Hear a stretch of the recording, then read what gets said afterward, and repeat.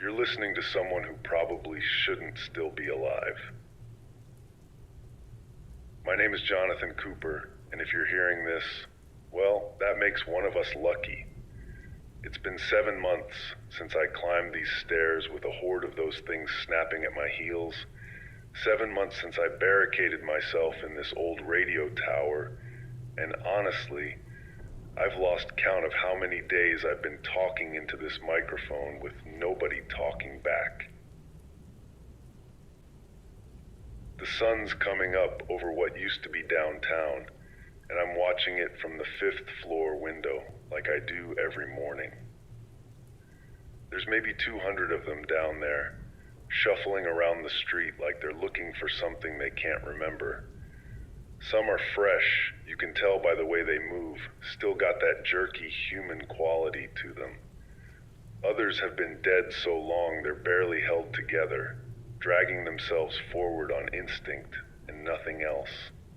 I've seen some of them just collapse mid-step, like whatever was keeping them moving finally gave up.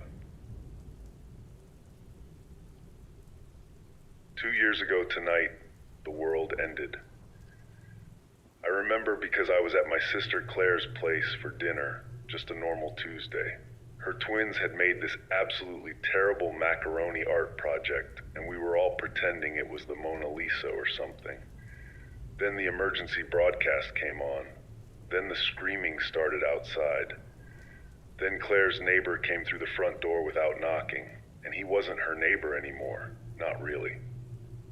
I got the girls upstairs, got Claire and Thomas into the bedroom, told them to lock the door. I went back down with a baseball bat thinking I could handle one guy, but it wasn't one guy. It was 10, then 20, then I stopped counting and just ran. I didn't save them. I want to be clear about that. I ran and they died, and I've been living with that for 730 days now, give or take. I stopped marking the calendar after month 4. But you didn't tune in to hear me cry about the past. You want to know about the dead, right? You want to know what I've learned sitting up here watching them day after day, going out there and nearly getting killed every time I needed food or water, or just couldn't stand these 4 walls anymore. I've got a whole education in the undead, earned the hard way. There are 3 types, best as I can figure. The fresh ones, infected maybe a few days or weeks ago, they're the worst. They've still got their muscles working, still got that human speed and strength. The virus, or whatever it is, it takes away everything that makes them human, but leaves all the dangerous parts. They don't think, don't plan, don't learn, they just hunger. I watched one of them try to bite through a car window for 6 hours straight once. 6 hours. Didn't stop. Didn't get tired, just kept slamming its face against the glass until its teeth were gone and its skull was cracked open. That's when I understood we weren't dealing with anything that could be reasoned with. The second type, those are the ones that have been walking around for months or longer. The virus has had time to really dig in, rot them from the inside out. They're slower, more decayed, but they're relentless. You can outrun them easy enough if you're smart about it, but they never stop. I've seen them walk into walls for hours, just pushing forward because something on the other side smelled like food. They'll follow you for miles if they catch your scent. I learned that one the hard way when I tried to scavenge a pharmacy about 3 months back. Led 15 of them on a chase through half the city before I could lose them. Then there's the third type, and these are the ones that give me hope, twisted as that sounds. These are the ones that are dying. Not just dead, but dying from being dead, if that makes sense. The infection burns too hot, consumes everything, and eventually there's nothing left to consume. They just collapse, break down, stop moving. I've watched it happen maybe a dozen times now. It takes months, sometimes longer, but it happens, which means maybe, just maybe, If we can survive long enough, they'll all just rot away to nothing. But that's years off, decades, probably. And I don't know if any of us have that kind of time. This tower, this building I'm in, it used to be a news station. Channel 7, back when channels meant something. I can still see the call letters painted on the side of the building when I look out the east window. I remember watching these guys do the morning news while I ate breakfast and got ready for work. Work. That's a funny concept now. My job was regional sales manager for a medical supply company. I had a corner office, expense account, the whole thing. Now my job is not dying, and let me tell you, the benefits are terrible. When I first got here, the ground floor was packed with them. I had to fight my way up each floor, and I'm not some action hero. I'm a guy who used to go to the gym twice a week and felt accomplished. I had a pistol with 8 rounds left, a knife I'd taken off a dead cop, and more fear than I knew what to do with. I killed 4 of them getting to the 5th floor. Killed isn't even the right word. Destroyed. Put them down. Made them stop moving. Whatever you want to call stabbing someone in the brain while they try to eat your face. I sealed the stairwell with every piece of furniture I could move. Filing cabinets, desks, chairs, all of it. Took me 3 days. For the first week they tried to get up here. I could hear them down there moaning, scratching at the door. The smell was unbelievable. Death has a smell you can't describe until you've lived with it. It gets into everything, into your clothes, your hair, your dreams, but eventually they gave up or forgot I was here. Now they mostly just wander around down there, and I try not to think about the fact that I'm living above a tomb. The broadcasting equipment still works. Miracle of miracles. Took me 2 weeks to figure out how to use it, reading manuals by flashlight, trial and error. Solar panels on the roof still generate enough power to run the basics. First time I got it working, I just sat here staring at the microphone. What do you even say? Hello, is anyone out there? That seemed stupid. So I just started talking about my day, about what I'd seen, about the weather, about anything. For the first 3 days, nothing. Just me talking to static. Then on day 4, a voice came back. A woman named Susan from somewhere up north. She had a whole community, 30 people in a fortified elementary school. We talked for hours. She told me about their garden, their rain collection system, how they'd mounted speakers on the roof to draw the dead away when they needed to. It was the first time I'd felt human in months. We talked every day for 2 weeks. Then one day, she didn't answer. Never heard from her again. After that, more voices started coming through. The Riverside Fortification, they called themselves. 50 people strong, living in an old warehouse district. We'd trade information, survival tips, stories. Their radio operator was this guy, Owen Mercer, former air traffic controller, knew everything about radio systems. He kept a log of every active broadcast he could find, helped people connect. Good guy. Last I heard from them was 3 weeks ago. Owen said they'd spotted a large group heading their way. Might go quiet for a few days. 3 weeks of silence. Then there was the Highland Bunker. Military people, mostly. Captain Reed Lawson ran things. They had discipline, organization, everything you'd think you'd need to survive. We talked maybe twice a week. They went silent 5 days ago. Just stopped broadcasting in the middle of a sentence. I tried raising them for hours. Nothing but dead air. So now it's just me again. Talking into the void. Hoping someone's out there listening. Hoping I'm not the last one left. Some days I think I am. Some days I stand at this window and look out at the hundreds of them wandering around, and I think maybe the dead inherited the earth after all. Maybe we're just the last few echoes, fading out, I go out maybe once every 2 weeks when I absolutely have to. Supplies are running low in this building.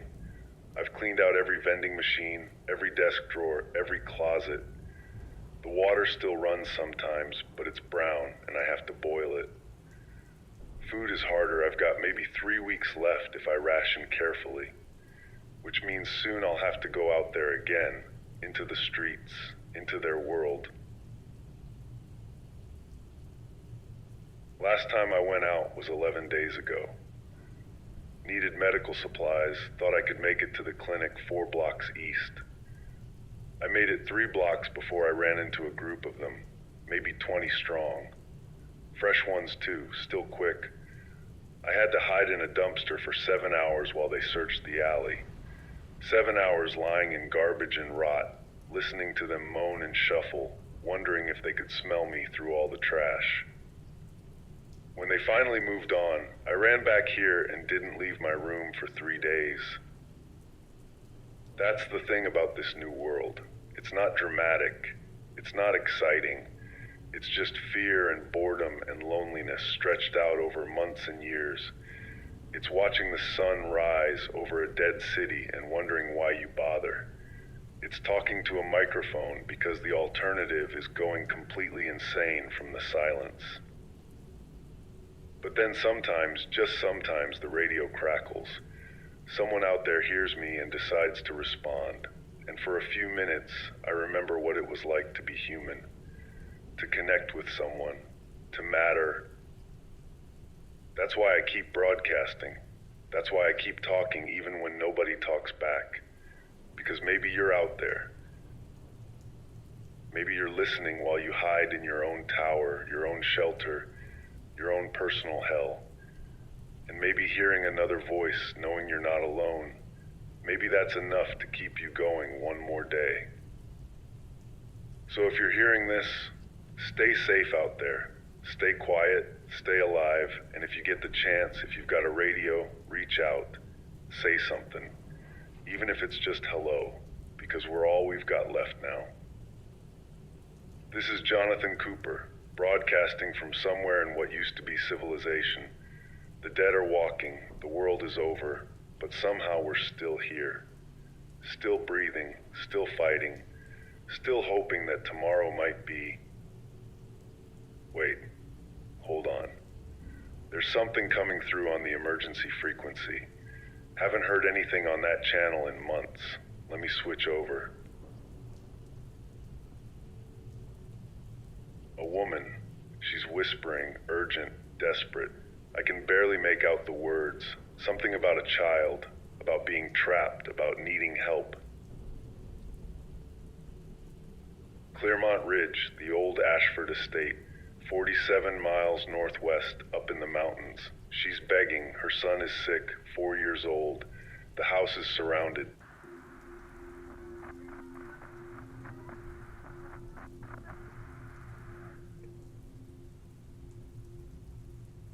I turned off the broadcast. First time in months I've just sat here in complete silence. No transmission, no words, nothing. The emergency frequency is still crackling with static where her voice was, but she's not talking anymore. Evelyn Cross, that's what she said her name was. Evelyn Cross and her son Daniel, 4 years old, trapped in a mansion surrounded by the dead. 47 miles. Might as well be 1,000, might as well be the moon. I've been staring at this map for 3 hours now, tracing possible routes with my finger, like that'll somehow make the decision easier. Highway 34 runs northwest. Could get me maybe halfway there before I'd have to cut through back roads. County Road 12 goes through what used to be farmland. Probably fewer of them out there, more open space to see them coming. But open space also means nowhere to hide when things go wrong. And things always go wrong out there. My hands are shaking. I need to be honest about that. I'm terrified. Not the kind of scared you get from a horror movie or a close call. This is the kind of fear that lives in your stomach like a stone. that makes you want to curl up in a corner and pretend the world isn't asking you to be brave. Because that's what this is. That woman's voice on the radio, that's the world asking me to be someone I'm not sure I can be anymore. Let me tell you about the last time I tried to help someone. 3 months ago, maybe 4, I was listening to broadcasts and picked up this group. They were holed up in a high school, 15 people, mostly families. They were running low on medical supplies, and I knew there was a pharmacy about halfway between us that I'd scouted before. Seemed like a good trade. I'd get them the medicine, they'd share some food, everyone wins. Simple.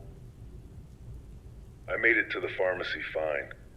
Place was already broken into, windows smashed, but the back storage room was intact. Found antibiotics, painkillers, insulin, the works. I was loading up my pack, feeling pretty good about myself, when I heard the engines. 3 trucks pulled up outside, and I knew immediately something was wrong. The way they moved, the way they spread out. These weren't survivors looking for supplies. These were hunters. I hid in the ceiling, crawled up into the drop tiles, and just laid there trying not to breathe. Listened to them sweep the building, talking about the broadcast they'd intercepted from the school, talking about how 15 people meant 15 sets of supplies, weapons, maybe some women. The way they talked about it, casual like they were discussing the weather. These were people who decided the apocalypse was permission to be monsters. I followed them, kept my distance, watched them set up outside the school, watched them use the medicine I'd gathered as bait, calling out that they had supplies to trade. The people inside, they were desperate. They opened the gates. I won't tell you what happened next. I'll just say that when I finally got close enough to help, there was nobody left to help. The raiders were gone, the school was silent, and I spent 2 days burying people I'd gotten killed. So when Evelyn's voice came through that radio, part of me wanted to smash the whole damn thing. Because what if this is the same situation? What if she's bait?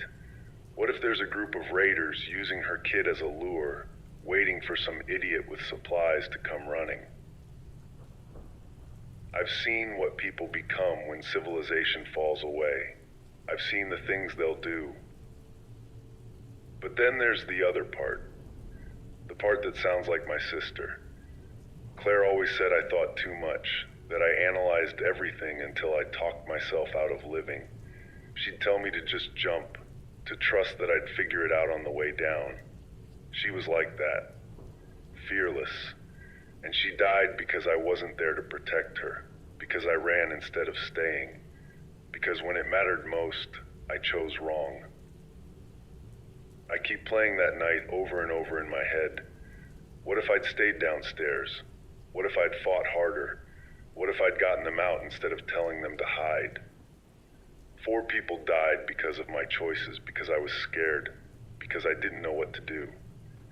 And now here's another choice, another chance to either save someone or watch them die, because I was too afraid to try.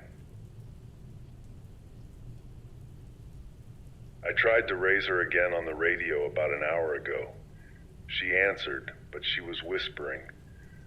Said the things are all through the first floor of the house, maybe the second floor too. She's barricaded in the master bedroom with Daniel, pushed every piece of furniture against the door. She can hear them out there, scratching, moaning, throwing themselves against the walls. Her boy is burning up with fever, crying, and she can't tell if he's infected or just sick with something normal. Normal. What a word to use these days. She found my frequency because of Owen Mercer, the radio operator from Riverside Fortification, the one who went silent 3 weeks ago. He kept records, frequencies, logs of everyone broadcasting. Before things went bad there, he told people to scatter, gave them copies of his logs. Evelyn grabbed one when she ran. She's been trying every frequency for days, hoping someone would answer. I asked her the hard questions. How do I know you're real? How do I know this isn't a trap? She didn't get angry, didn't get defensive, just said she understood. Said if she was in my position, she'd wonder the same thing. Then she put her son on the radio. 4-year-old kid, voice weak and scared, asking if someone was coming to help them, asking if the monsters were going to get them. I had to turn off the transmission after that. Couldn't let them hear me break down. So now I'm taking inventory. Glock 19, 43 rounds, not enough, never enough, but it's what I have. Remington 870 shotgun, 18 shells. Hunting knife, carbon steel, sharpened so many times the blade's probably half its original width. Crowbar. Baseball bat with nails driven through it, though I've never actually used that one. Seems more for show than function. For supplies, I've got 2 bottles of water, purification tablets, a first aid kit that's mostly empty, fire starter, rope, duct tape. I've got a map marked up with every dangerous zone I know about. Red for major hordes, yellow for raiders I've spotted, green for places that might have supplies. The map is mostly red and yellow now, not much green left. Food is 3 cans of beans, 1 can of peaches, some protein bars that taste like cardboard. Figure that's enough for 3 days if I stretch it. The trip should take 2 days on foot if everything goes perfect, but nothing goes perfect out there. Better plan for 4 days, maybe 5. I'm looking at my gear spread out on the floor and trying to figure out what I'm missing, what'll get me killed. But the real question isn't about gear. The real question is whether I'm already dead and just don't know it yet.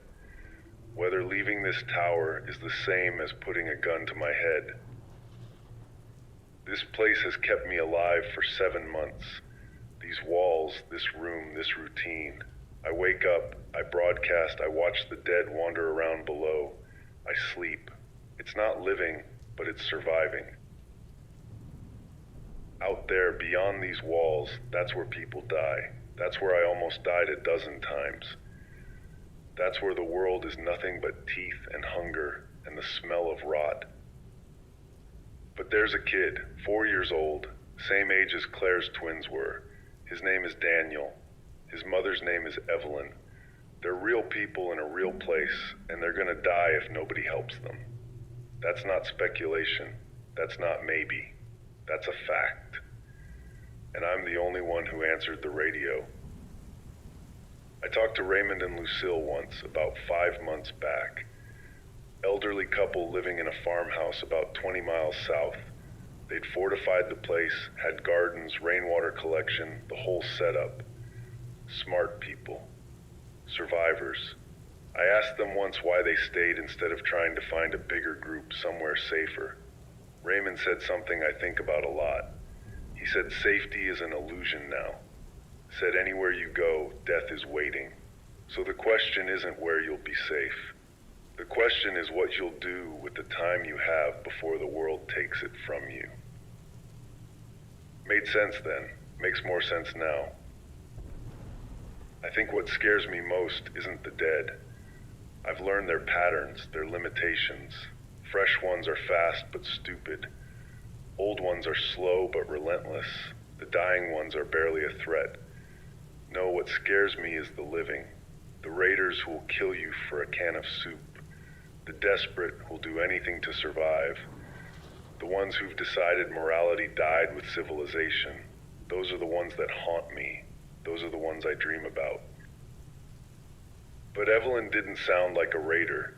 She sounded like someone who's lost everything except her child.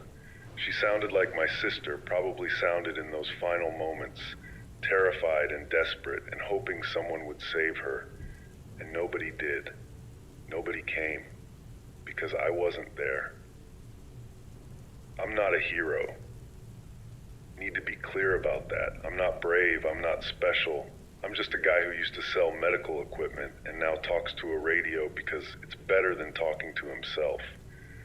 But maybe that's enough. Maybe that's all anyone is now. Just people trying to do the next right thing, even when they're terrified. The sun's going down. I can see it through the west window, turning the sky orange and red. Beautiful in a way. The world might be dead, but sunsets still work. Small comfort, but I'll take it. Down below, the dead are settling into their night patterns. They don't sleep, but they slow down when it's dark. Less to see, less to chase. I've made my decision. I'm going. Tomorrow morning, first light. I'm leaving this tower and heading northwest to Clearmont Ridge. 47 miles through hell to save 2 people I've never met. It's probably the stupidest thing I've ever done, but it's also probably the most important. I'm going to broadcast this before I leave. Going to tell anyone listening what I'm doing, where I'm going.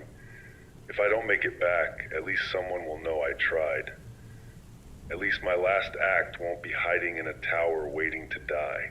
That's something, right? That's worth something.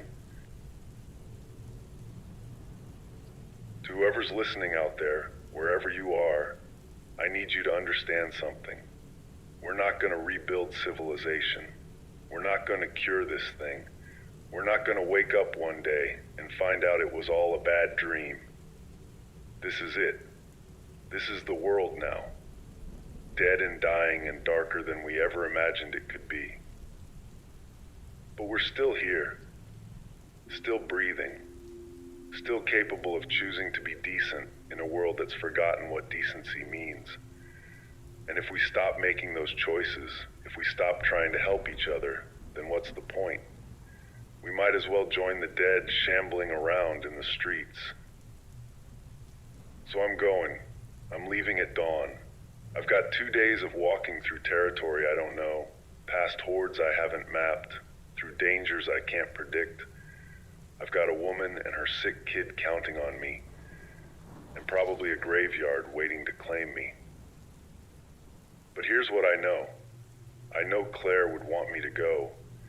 I know those twins deserved someone to try, and I know Daniel and Evelyn deserve the same chance, even if it kills me, especially if it kills me, because at least then I'll die as something human.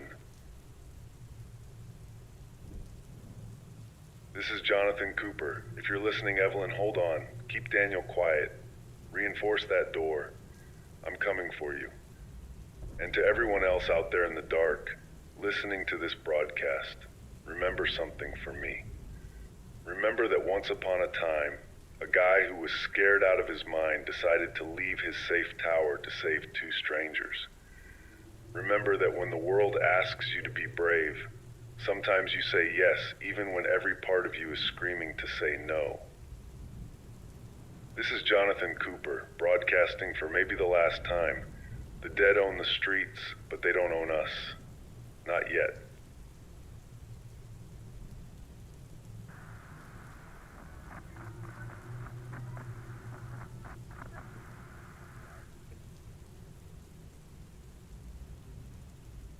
I'm broadcasting from somewhere I probably shouldn't say out loud, about 12 miles from the tower.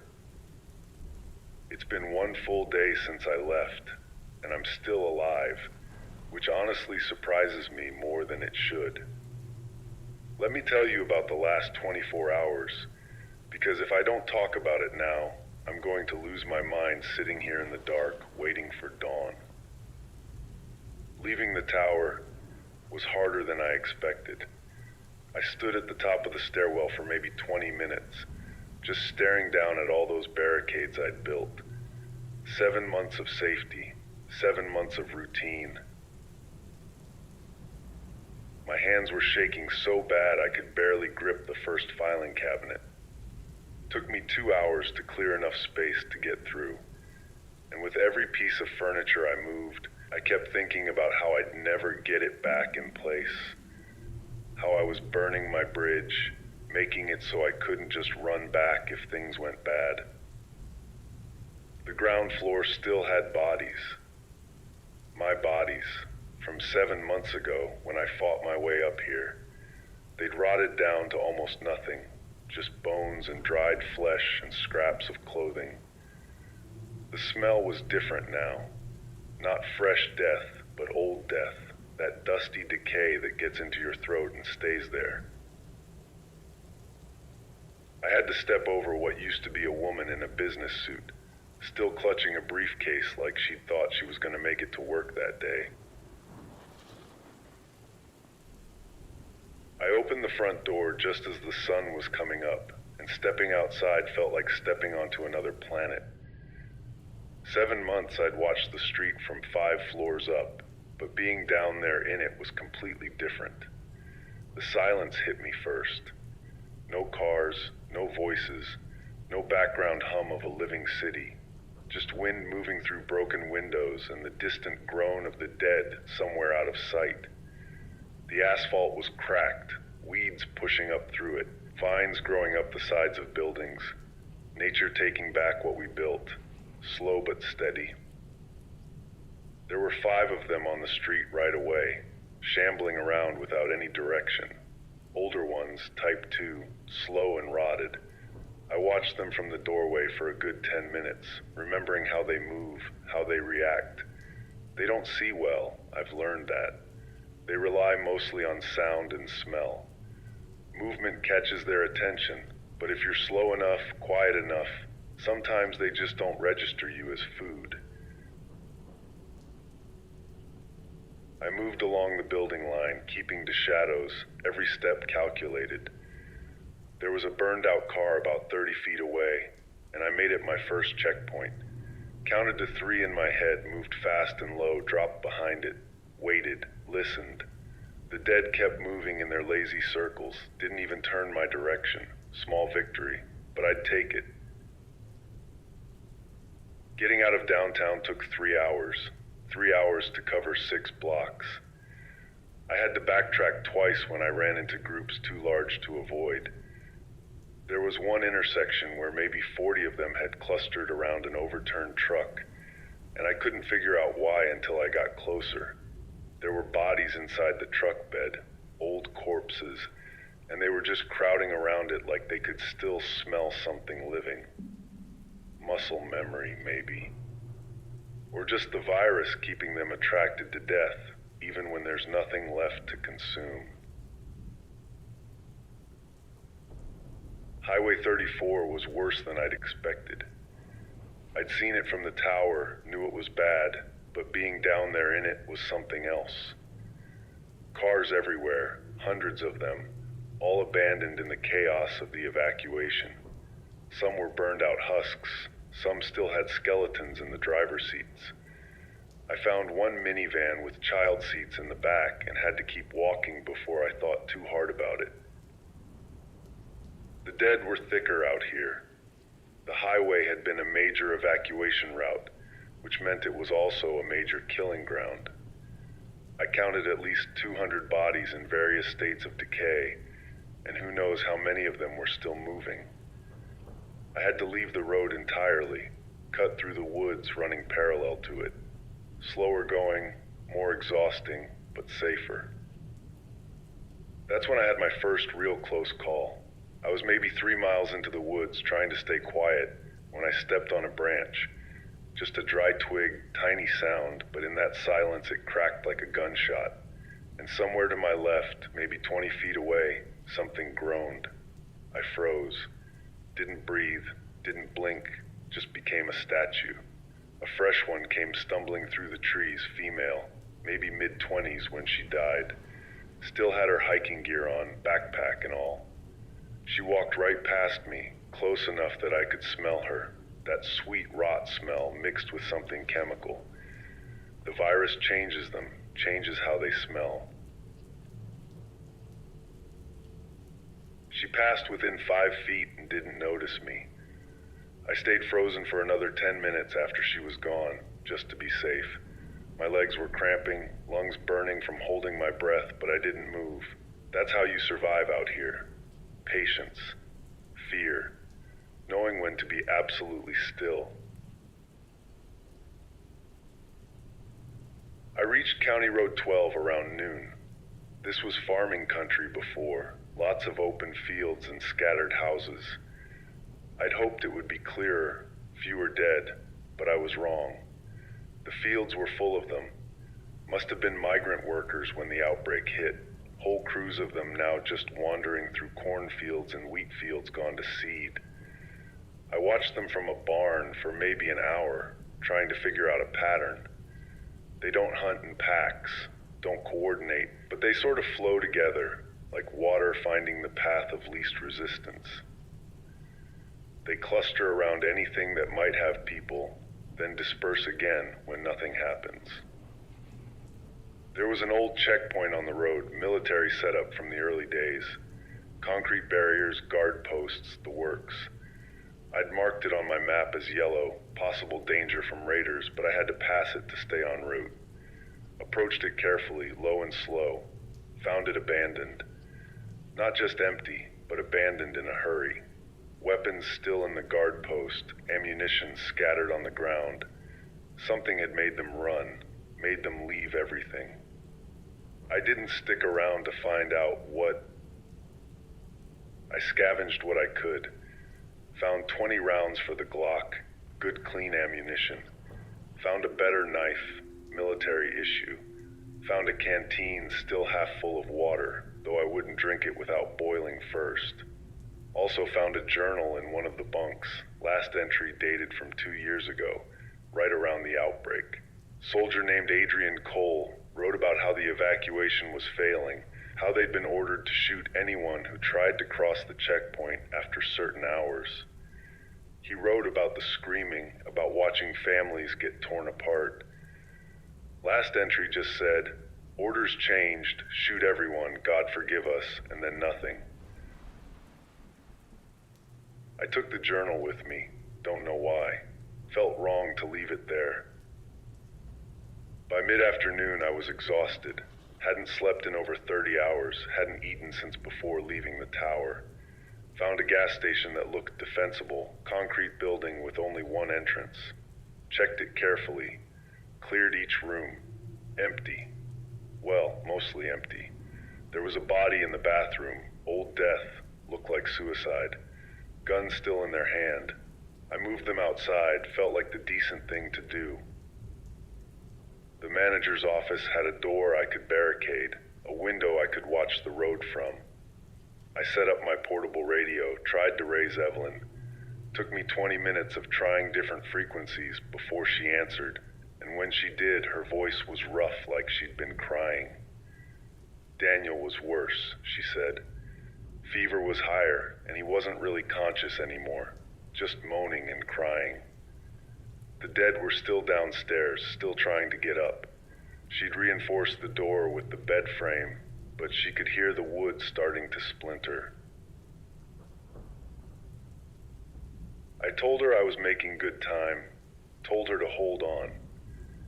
Didn't tell her about the close calls, about how I'd nearly been seen a dozen times. Didn't tell her that I was 12 miles in with 35 to go, that I was already exhausted, that the route ahead looked worse than the route behind. Sometimes lying is the kind thing to do. After we signed off, I just sat there in that office looking out at the empty road. The sun was starting to set, turning everything orange and gold, beautiful and terrible at the same time. I could see maybe 15 of the dead wandering around the gas pumps outside, aimless and slow. One of them was small, child-sized, and I had to look away from that one. Some things you just can't process. I ate one of my protein bars, drank some water, tried to sleep, but couldn't. Every sound was a threat. Every groan of the building settling was them breaking in. I must have checked the barricade on the door 20 times in the first hour. Eventually I gave up on sleep and just sat there, watching the darkness, listening to the dead shuffle around outside. That's when I started thinking about the world we lost. Not just the big things, civilization and society and all that, but the small things. Coffee in the morning, traffic jams, complaining about the weather, Stupid stuff you took for granted. I'd give anything to be stuck in rush hour traffic right now, to be late for some meaningless meeting, to worry about normal things like bills and deadlines and whether I should get a haircut. There was a calendar on the wall of the office, still showing 2 years ago, the last normal month. Someone had written Jenny's birthday on one of the dates with a little smiley face. Wondered who Jenny was. Wondered if she made it. Probably not. Most people didn't. The survival rate in the first month was something like 1 in 1,000 from what I could gather from broadcasts back when there were broadcasts. Maybe worse in cities, maybe better in remote areas, but still, most people died. I thought about my own birthday, about how I'd turned 38 just a week before the outbreak. Claire had thrown me a party, nothing fancy, just family and a few friends. We'd had cake. When's the last time anyone had cake? That kind of normal is gone forever. Even if we somehow survive this, even if every single one of the dead just rotted away tomorrow, we'd never get back what we lost. Too much death, too much trauma, too many memories of the world eating itself. Around midnight, I heard engines, plural. 3 vehicles coming from the south. I killed my flashlight, got low, watched through the window. 3 pickup trucks, modified with armor plating and weapons mounted in the beds. Raiders. They stopped at the gas station, and I thought I was done for. But they were just refueling, siphoning gas from the underground tanks. I watched them work, efficient and organized. These weren't desperate survivors. These were predators who'd adapted to hunting in the apocalypse. They spent maybe 20 minutes there, talked loud, laughed about something. I caught bits of conversation through the window. They'd hit a farmstead that morning, took everything worth taking, talked about some girl they'd found like she was property. Made my skin crawl. Made me think about Evelyn and Daniel out there alone, and what would happen if raiders found them instead of me. After they left, I couldn't stay there anymore. Too exposed, too risky that they might come back. So I packed up in the dark, moved out, kept going. Stupid probably, dangerous definitely, but sometimes staying still is more dangerous than moving. I'm broadcasting this from a culvert under the road, about 2 miles north of that gas station. It's cramped and wet and smells like decay, but it's hidden. I can't see anything, can barely move, but I'm alive. That's what counts. Dawn is maybe 4 hours away. Once there's light, I'll move again. Keep pushing northwest. Keep trying to reach them before it's too late. 12 miles down, 35 to go. Day 1 complete. I'm exhausted, I'm scared, and I'm starting to understand why nobody answered Evelyn's call except me. Because this is insane. This is suicide with extra steps. But I'm committed now, can't go back, can only go forward. If you're listening, Evelyn, I'm still coming. Slower than I'd hoped, but I'm coming. Hold that door, keep Daniel quiet. I'll be there.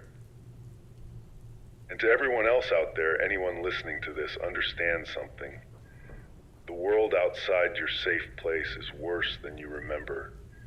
It's worse than you imagine. Every mile is a fight. Every hour is a gamble. But sometimes you have to take that gamble. Sometimes you have to walk into hell because someone needs you on the other side. This is Jonathan Cooper, somewhere between the tower and Clermont Ridge, reporting from the dead world. Still breathing, still moving, still hoping that this all means something.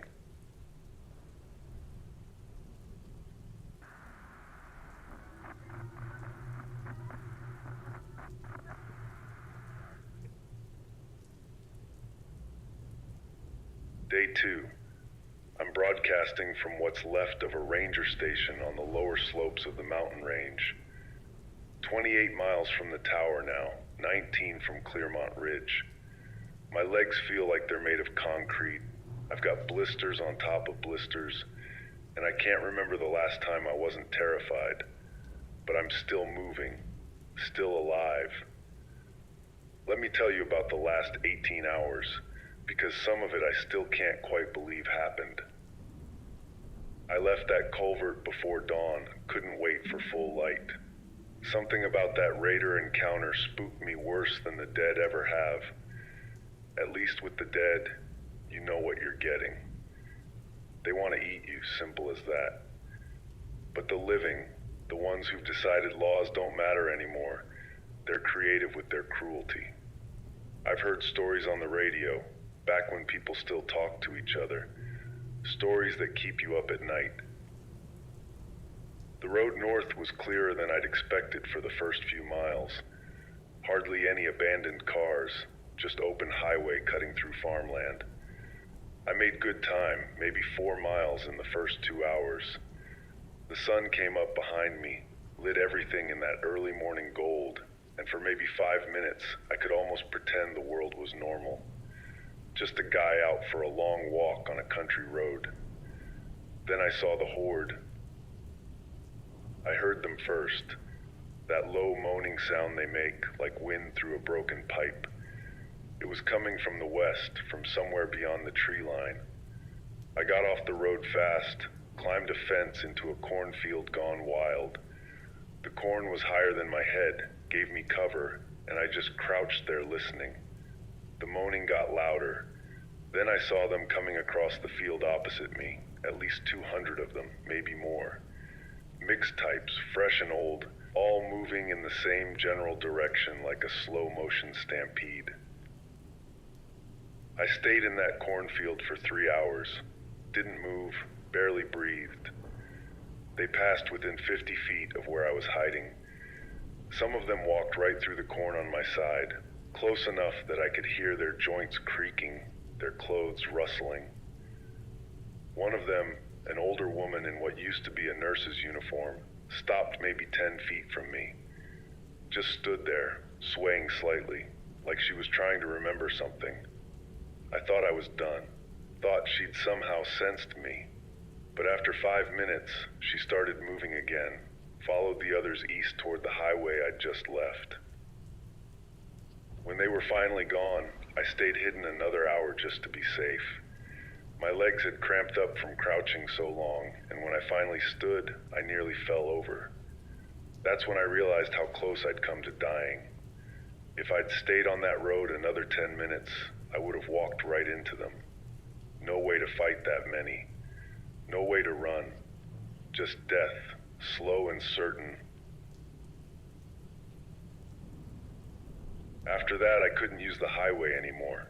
Too exposed, too risky. I cut through the fields instead, staying low, moving from cover to cover. Barns, equipment sheds, abandoned houses. Each one a gamble.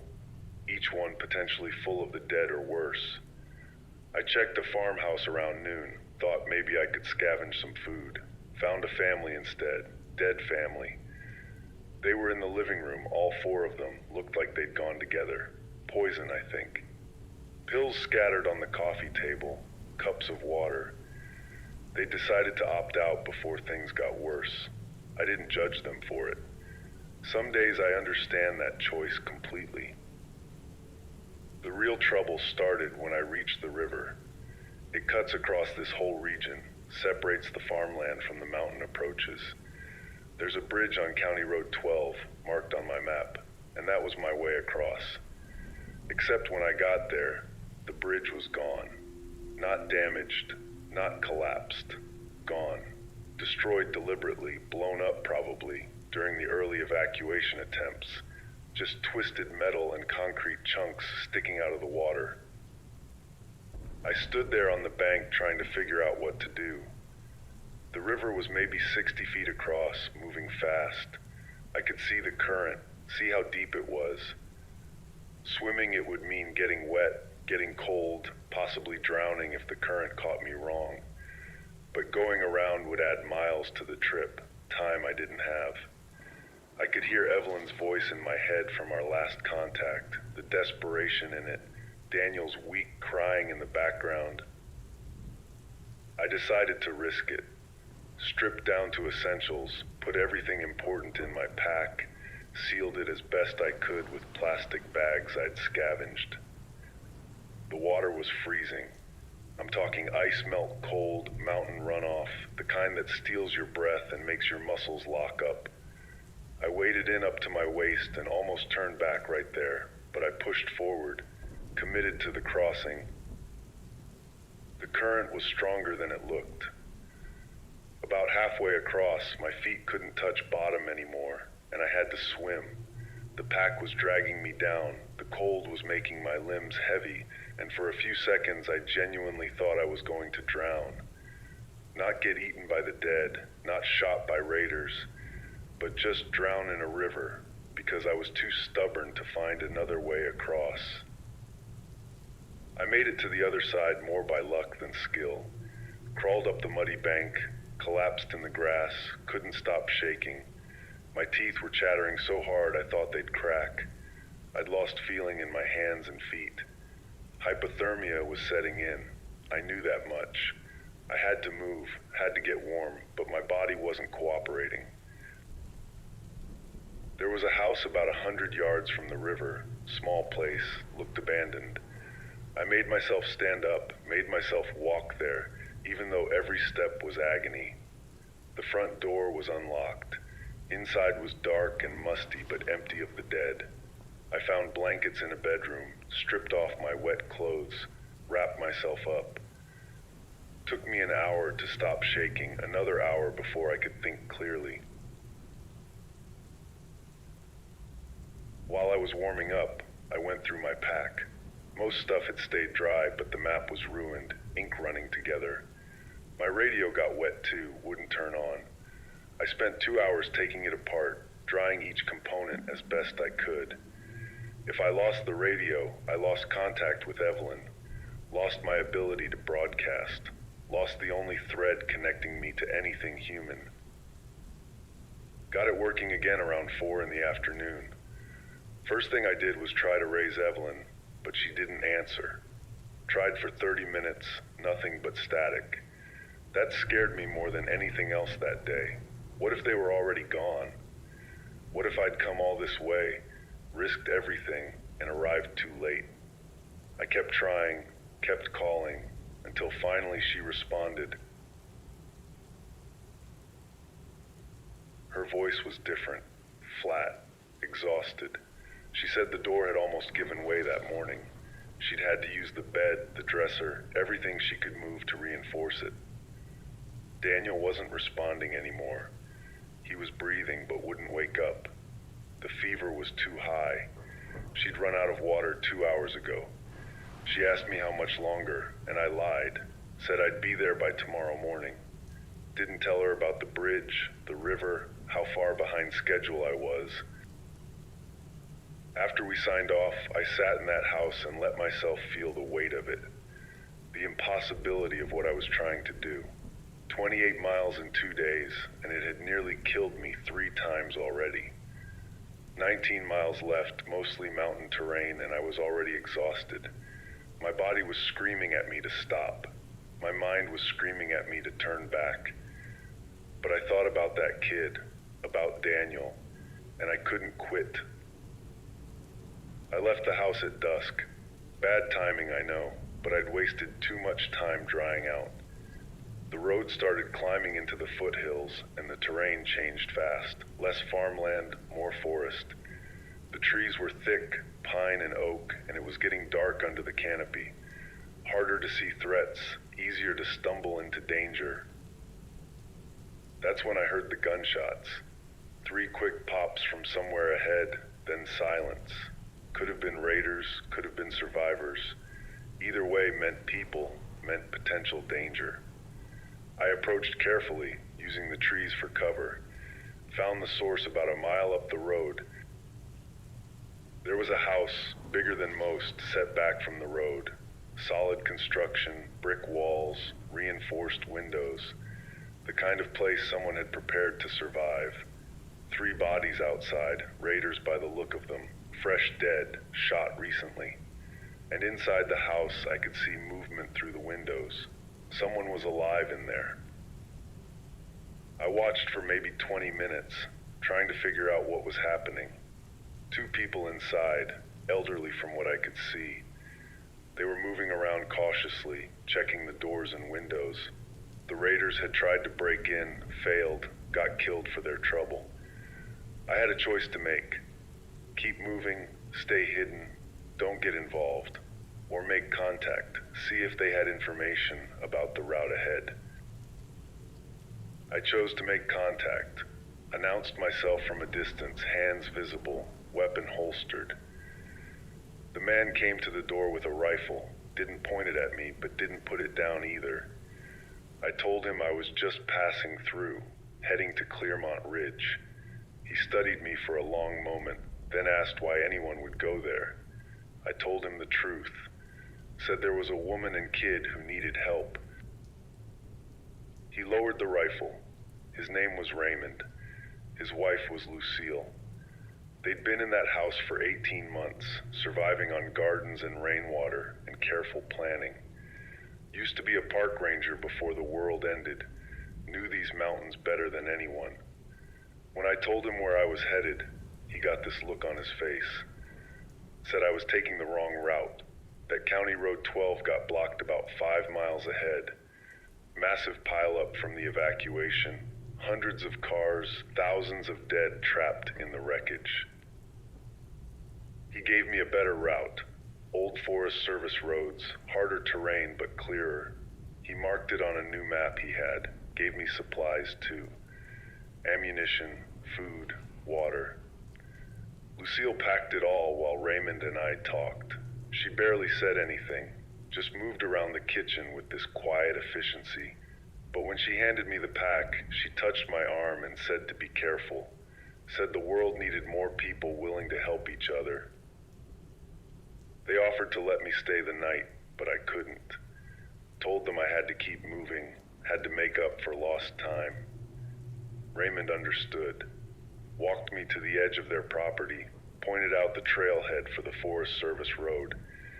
Said if I made good time, I could be at Clearmont Ridge by tomorrow afternoon. Said he hoped I got there in time. I asked them why they stayed, why they didn't try to find a bigger group. Raymond said something that stuck with me. Said he was 76 years old, fought in a war, raised a family, lived a full life. Said the world ended, but he didn't. Said he and Lucille decided to live out their days in the home they'd built together, and if the dead came for them, at least they'd be in their own place. There was a dignity to that, a defiance. I left them as the sun was setting. Looked back once and saw them standing in their doorway, lit from behind by lamplight. 2 people who decided that humanity meant more than just survival. That kindness wasn't dead just because the world was. The Forest Service road was rough, barely more than a trail, overgrown and steep. I'm walking it now in the dark, using moonlight and a small flashlight.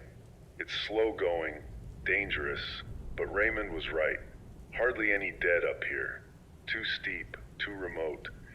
They cluster where people clustered, and there were never many people this far into the mountains. I can see lights ahead higher up the slope. Clearmont Ridge maybe, or the Ashford Estate. Has to be. 28 miles behind me. 19 ahead. 2 days of hell and 1 more to go. My body is broken, my gear is battered, and I'm running on nothing but stubbornness and fear. But I'm still moving.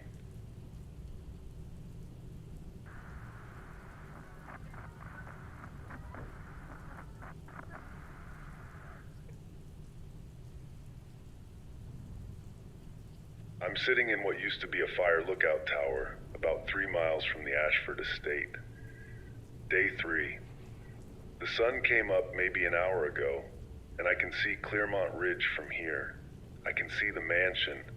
I can see why Evelyn is trapped. Let me tell you about the last 12 hours, and why I'm not sure I can do what I came here to do. I walked through most of the night, following Raymond's route up the Forest Service roads. The altitude was getting to me, making it harder to breathe, but I pushed through it. Had to. Every hour that passed was another hour Daniel might not have. Around midnight, I passed through what Raymond had marked as the Highland Bunker coordinates. I almost kept walking, almost didn't stop, but something made me detour off the trail. Found it about a quarter mile into the woods. Underground facility, military construction, entrance hidden under a fake boulder. The kind of place that was supposed to survive anything. Someone had breached it. The entrance was blown open, metal door twisted and scorched. Recent too, maybe a week old. I should have kept walking, should have stayed on mission, but I had to know what happened to them. This was the group I'd lost contact with 5 days ago, the ones with Captain Reed Lawson. I went inside. Had to. Used my flashlight to navigate the corridors, and with every step I knew I was making a mistake. The place was a tomb. Bodies everywhere, but none of them were dead from the virus. They'd killed each other. Bullet holes in the walls, blood spray patterns, shell casings scattered on the concrete. I found Captain Lawson in what looked like the command center, shot twice in the chest. There was a journal on the desk in front of him, and I made myself read it. The entries went back 6 months. Everything started fine. They had 40 people, supplies for years, a functioning community. But isolation does things to people. Paranoia crept in. Someone accused someone else of hoarding food. That led to searches. Searches led to violence. Violence led to factions. By the end, they weren't surviving together. They were surviving against each other. The last entry was from Captain Lawson himself, written the day before he died. He wrote about how he'd failed them, how he'd let discipline turn into tyranny, how fear had poisoned everything good they'd built. He wrote that the dead weren't the enemy, that they never were. We were our own enemy, same as always. I left that bunker feeling worse than when I'd gone in. These were good people who had everything they needed to survive, and they still destroyed themselves. It made me think about all those communities I'd been in contact with, all the ones that went silent. How many of them died to the dead, and how many died to themselves? How many riverside fortifications fell apart from the inside before the outside ever got to them? Kept moving after that, trying to shake off what I'd seen. The trail got steeper as the night went on. My calves were burning, lungs struggling with the thin air. I had to stop every 20 minutes just to catch my breath. Went through my water too fast, rationing discipline failing in the face of exhaustion. By the time the sun started coming up, I was maybe 8 miles from Clearmont Ridge. That's when I found the ski resort. Big place, expensive looking even in decay. Raymond had mentioned it, said to avoid it if possible, but there was no way around. The resort blocked the valley, and going over the ridge meant adding hours I didn't have. I approached it carefully, watching for movement. The main lodge was a massive building, glass and timber, built to look rustic and luxurious at the same time. Most of the windows were broken now, doors hanging open. I thought it was empty at first. Place looked dead, abandoned. But when I got closer, I saw them inside. Dozens of them, maybe 100. They'd been trapped here when the first winter hit, frozen solid in the cold. But winters don't last forever. They'd thawed, and the virus was still active in them. Some of them were still half frozen, moving in this jerky, stuttering way. Others had thawed completely and were just wandering the halls. I tried to go around, find another route, but the terrain didn't allow it. Sheer drop on one side, cliff face on the other. The only way through was through the resort itself, through them. I sat outside for maybe an hour, trying to build up the courage, trying to figure out a plan. But there was no plan, there was just forward movement and hope. I went in through a service entrance, moving as quietly as I could. The inside was worse than outside. The resort had been full when the outbreak hit, full of tourists and staff and people trying to escape the cities. Now it was full of their bodies. Some were truly dead, rotted and still. Others were moving, shambling through the corridors they'd walked in life. I saw one wearing a ski instructor uniform, name tag still pinned to the jacket. Marcus. He'd been someone once, had a life, had people who knew his name. Now he was just another body the virus puppeteered through the ruins.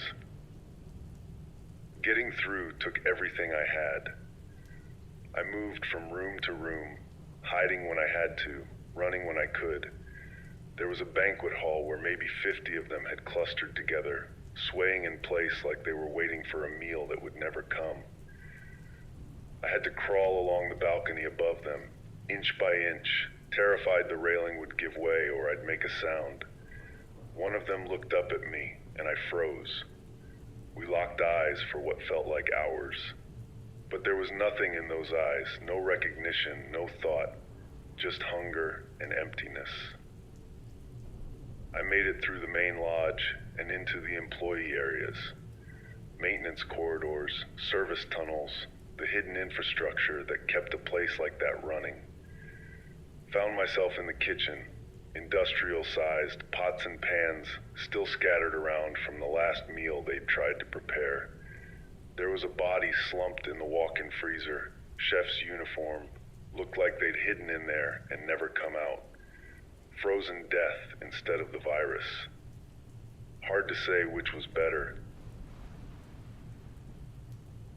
Exit took me out near the ski lifts. The chairlifts were still hanging there, swaying in the wind, some of them carrying bodies that had died mid-ride. I didn't look at those too closely. Some images you can't unsee, and I had enough nightmares already.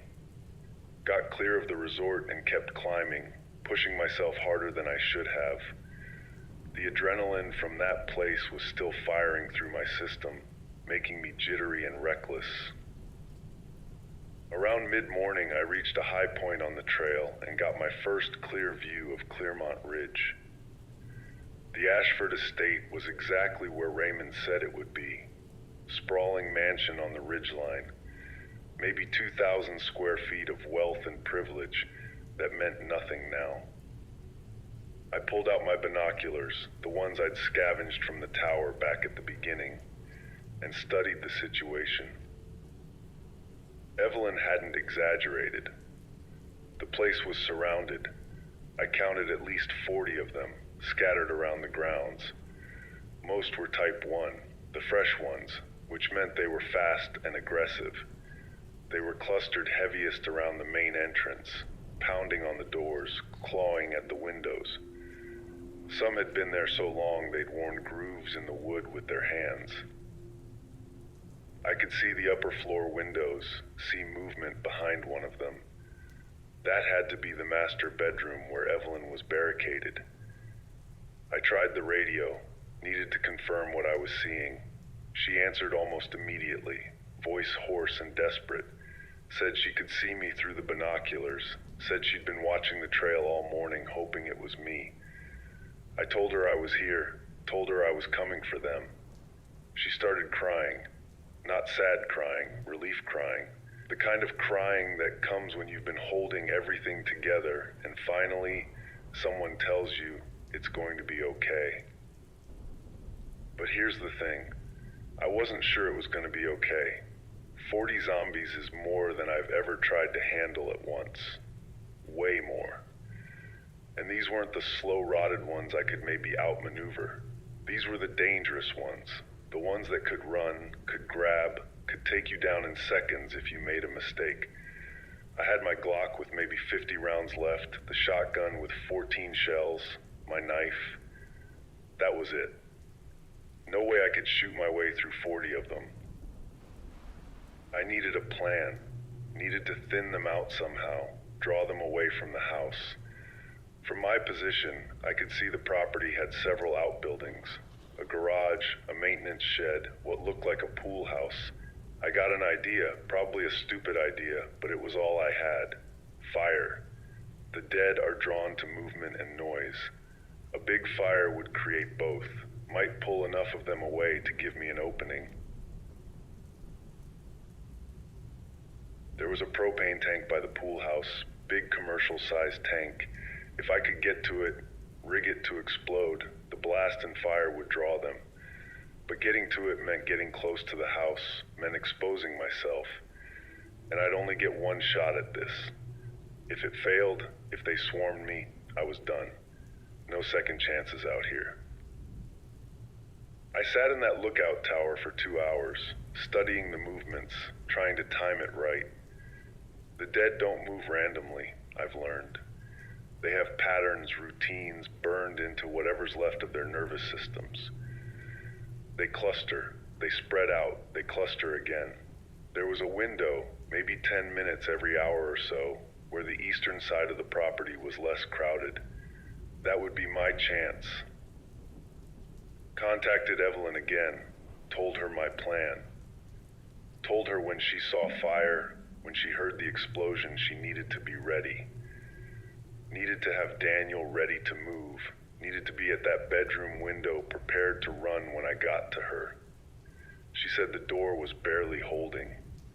Said she'd been listening to them break through all morning, that it was only a matter of time now.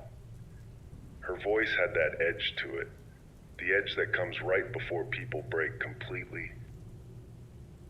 I told her to hold on just a little longer, told her I was coming, told her lies about how it would all be fine, how we'd get Daniel to safety, how this would all be over soon. She believed me, or pretended to. Sometimes that's all you can ask for. Someone to pretend with you that hope isn't dead. The sun is higher now, heating up the day. I can see heat shimmer rising off the roof of the mansion. I can hear the dead even from here, that collective moan carrying on the wind. I've checked my weapons maybe a dozen times in the last hour. Loaded, reloaded, checked the action, checked the sights. Nervous habits. Rituals we perform before walking into hell. I'm going down there soon. In the next hour. Going to circle around to the eastern approach, wait for the pattern to clear, make my run to that propane tank. Going to light this whole thing up and hope the blast doesn't kill me along with them. Then I'm going into that house, fighting my way to that bedroom, and getting Evelyn and Daniel out. Or I'm going to die trying. That's a real possibility, probably the more likely possibility if I'm being honest. 40 to 1 odds, exhausted, low on ammunition, operating on fear and coffee and stubbornness. Not exactly ideal conditions for heroics. But I keep thinking about what Raymond said, about how we have to keep being human, have to keep helping each other. I think about the Highland bunker, about how those people had everything except the will to stay decent to each other. I think about Claire and her twins, about how nobody came for them. And I think about Daniel, 4 years old, fever burning him up, dying in a house surrounded by monsters while his mother watches helplessly. I didn't come this far to stop now. Didn't walk through hell for 3 days to turn back at the finish line. Whatever happens in the next few hours, at least I tried. At least I was someone who answered when someone called for help. In a world full of death and cruelty and darkness, maybe that's all any of us can be. Someone who tries. This is Jonathan Cooper, 3 miles from destiny and maybe 3 hours from death. I'm about to do something incredibly stupid for 2 people I've never met. And somehow, in this broken, dead world, that feels like the only sane thing left to do.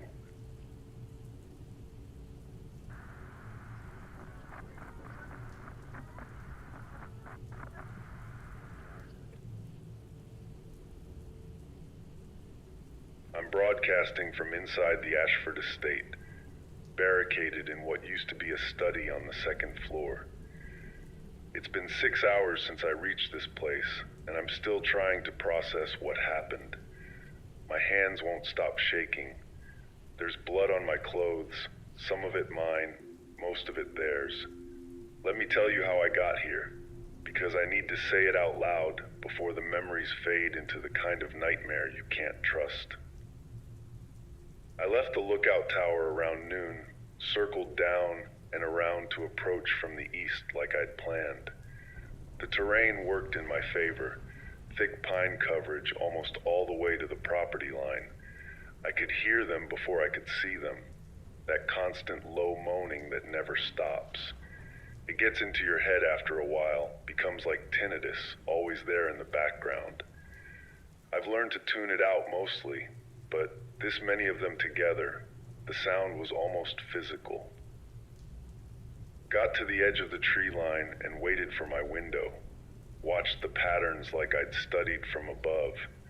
The dead cluster around stimulus, around anything that suggests food or movement, then gradually spread out again when nothing happens.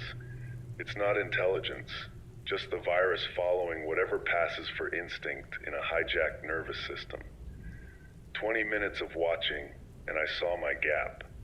Eastern side of the property, near the pool house, cleared down to maybe 6 or 7 of them. I moved fast and low, staying behind the landscaping. Decorative boulders and manicured bushes that had gone wild gave me cover. The pool house was maybe 60 yards from the tree line, and I covered it in under a minute. My heart was hammering so hard I thought they'd hear it. One of them, a man in torn business clothes, turned in my direction. I froze mid-step, 1 foot in the air, every muscle locked. He stared right at me for what felt like an hour. Then he turned away, shambled off toward the front of the house, hadn't registered me as food. Small mercy. The propane tank was right where I'd seen it from above, big commercial unit feeding the pool heater. I set down my pack, pulled out the road flare I'd scavenged from the military checkpoint 2 days ago. My plan was simple. Crack open the valve, let gas build up, light the flare, run like hell. The explosion would draw them, fire would keep them interested, and I'd have my window to reach the house. Except the valve was rusted shut. Of course it was. 2 years of weather and neglect, and the thing wouldn't budge. I worked at it for maybe 5 minutes, trying to stay quiet, trying not to panic. Could hear them getting closer, more of them wandering toward my position. Finally got the valve to turn, and the hiss of escaping gas was the sweetest sound I'd ever heard. Let it flow for 30 seconds, building up concentration around the tank. Then I struck the flare. I'd like to say I had time to get clear, that I ran to safety before the blast. Truth is, I'd barely made it 10 feet when the thing went up. The explosion knocked me flat, and for a few seconds I couldn't hear anything except ringing. Couldn't see anything except bright spots. Thought maybe I'd miscalculated, thought maybe I'd killed myself trying to save someone else. But then my vision cleared and I saw it. The pool house was engulfed, flames 30 feet high, thick black smoke pouring into the sky, and the dead were reacting exactly like I'd hoped. They turned toward the fire like flowers toward the sun. The ones at the front of the house, the ones clustered around the main entrance, they all started moving toward the flames. Not running, they don't run unless they see prey, but walking with that relentless determination. Within 2 minutes, maybe 30 of them had converged on the fire. I'd thinned the herd, but I'd also announced my presence to anything with working senses in a 5-mile radius. No time to be subtle now. I ran for the mansion's front entrance, the Glock in my hand, safety off. There were still maybe 10 of them between me and the door. A woman in hiking gear saw me first, let out that shriek they make when they spot food. She came at me fast, and I put 2 rounds in her chest before I remembered. Chest shots don't stop them. Has to be the head. Wasted ammunition on panic. The next one I got right. Older man, type 2, slow and rotted. Single shot to the skull, and he dropped. The others were converging now, attracted by the gunshots. I fired as I moved, trying to clear a path. Got 3 more down before I reached the entrance. The front door was solid wood, reinforced, and it was locked. Of course it was locked. I kicked at it, threw my shoulder against it, wasted precious seconds while they closed in. One of them, a fresh one in a torn dress, grabbed my pack. I spun, used the shotgun like a club, caved in the side of her skull. The door finally gave way on my 4th kick, the lock splintering, and I fell inside. Scrambled to my feet, slammed the door shut behind me. Something on the other side immediately started pounding on it. The entrance hall was dark, all the windows covered or blocked. Took my eyes a moment to adjust. When they did, I saw that I wasn't alone. There were 5 of them in the hallway with me. They'd been trapped inside when the house was sealed up, had been wandering these halls for who knows how long. A family looked like. Parents and 3 kids, all dead, all turned. The smallest one couldn't have been more than 6 when it happened. I didn't want to shoot them. Stupid sentiment, I know. They were already dead, had been for 2 years. But something about doing it indoors in what used to be their home, it felt different, felt wrong. But they came at me anyway, and I didn't have a choice. 5 shots total, 5 lives that ended in their own entrance hall. I tried not to look at their faces afterward. The house was bigger than I'd expected. Rich people rich, the kind of place with wings and corridors and rooms that served no purpose except to show you could afford rooms with no purpose. I called out for Evelyn, voice echoing in the empty spaces. She answered from upstairs, told me 2nd floor, end of the east wing. Said the door was about to give, said I needed to hurry. I ran through the house, checking corners, clearing rooms as I went. Found more of them. The Ashford family's staff maybe, or guests who'd been here when everything ended. Put down 3 more in the kitchen, 2 in what looked like a library. The shotgun was getting low on shells.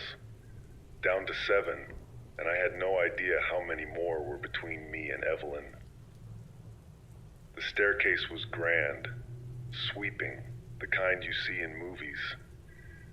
At the top, I could see the hallway Evelyn had described, could see the master bedroom door at the end, furniture piled against it from the outside, and I could see them working on it. 4 of them, fresh types, throwing themselves against the barricade Evelyn had built from the inside. The door was cracked down the middle, hanging on by maybe 1 hinge. Another few minutes and they'd be through. I came up those stairs firing. Got the first one in the back of the head, didn't even see me coming. The others turned, and that's when things got messy. One of them rushed me on the stairs, and I fired too fast, missed the headshot. Had to use the shotgun like a bat again, felt the stock crack against bone. Another one got close enough to grab my jacket, and I put the barrel under its chin, pulled the trigger. The blast took off most of its head, sprayed the hallway walls with black rot. The last one was quick, fresh turned, still had muscle coordination. It dodged my first shot, came at me low. We went down together, rolling on the hallway floor, and all I could think was, don't let it bite. Don't let it bite. Got the knife out, jammed it up through the jaw into the brain. Felt the body go slack on top of me. Took me a few seconds to get out from under it, and when I stood up, I was covered in their blood. The bedroom door was barely holding. I could hear Evelyn on the other side, crying, begging me to hurry. Could hear Daniel too, weak crying, the sound a kid makes when they're too sick to even wail properly. I cleared the furniture away from the door, kicked it open, and there they were. Evelyn was exactly like I'd pictured from her voice. Mid-30s maybe, dark hair, eyes that had seen too much. She was holding Daniel, 4-year-old kid wrapped in blankets, his face flushed red with fever. The room behind them was a disaster. Every piece of furniture pushed against the door, supplies scattered everywhere, the smell of fear and sweat and sickness.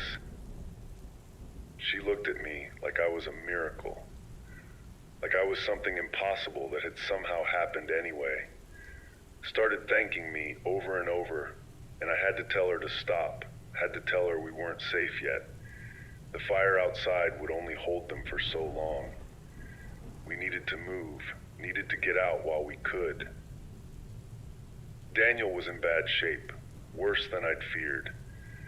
His breathing was shallow, his skin was burning hot, and he barely responded when I touched him. Pneumonia, probably, or flu. Something that would have been routine before the world ended. Something a doctor could have fixed with antibiotics and rest. Now it was a death sentence unless we got him help fast. I asked Evelyn if she could walk, if she could carry Daniel. She said yes, but I could see how weak she was. Dehydrated, malnourished, exhausted from days of terror. I took Daniel from her, wrapped him in my jacket. Kid weighed almost nothing. Felt like carrying a bundle of sticks. Getting out was harder than getting in. The dead at the fire were starting to lose interest, starting to wander back toward the house. We went down the back stairs, through the servant quarters, trying to stay quiet. Found 2 more of them in the kitchen. Had to put them down fast before they could alert others. Evelyn held Daniel while I dealt with them, and I could see her trying not to look, trying to shield her son from the violence, even though he was barely conscious. The back door led to a garden area, overgrown and wild. Could see the tree line from there, maybe 100 yards away. Between us and safety, I counted 6 of them. Not terrible odds, but I was down to 3 shotgun shells and maybe 15 rounds for the Glock. Had to make every shot count. We moved as a group, Evelyn carrying Daniel, me providing cover. Got halfway to the trees before one of them spotted us. It shrieked, and that brought the others running. I dropped 2 with headshots, but the third got close. Too close. I was reloading when it lunged at Evelyn. She screamed, tried to turn away, and it grabbed her shoulder. I didn't have time to aim.